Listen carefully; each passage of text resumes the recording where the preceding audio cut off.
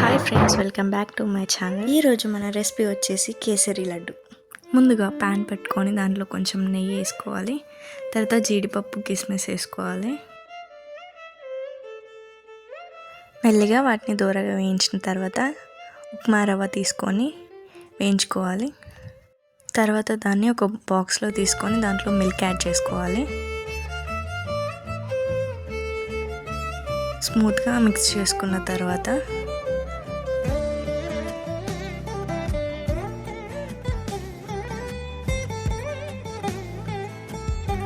అదే ప్యాన్లో కొబ్బరి వేసుకోవాలి.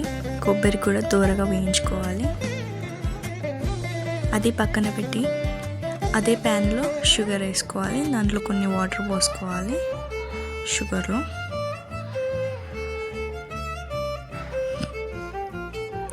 కాసేపు మిక్స్ చేసుకోవాలి. ఇలా వచ్చే వరకు స్మూత్గా. దాంట్లో కొబ్బరి పౌడర్ వేసుకోవాలి, మనం వేయించుకున్నది. తర్వాత మంచిగా మిక్స్ చేసుకోవాలి. తర్వాత మనం ఇందాకలా నానబెట్టుకున్న రవ్వ ఉన్న పాలు మిక్స్ దీంట్లో వేసుకొని మంచిగా కలుపుకోవాలి.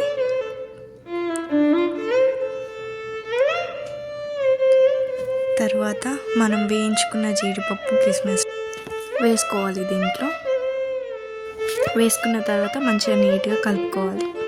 కలుపుకున్న తర్వాత గ్యాస్ ఆఫ్ చేసి మంచిగా లడ్డూలు చేసుకొని తినేయడమే.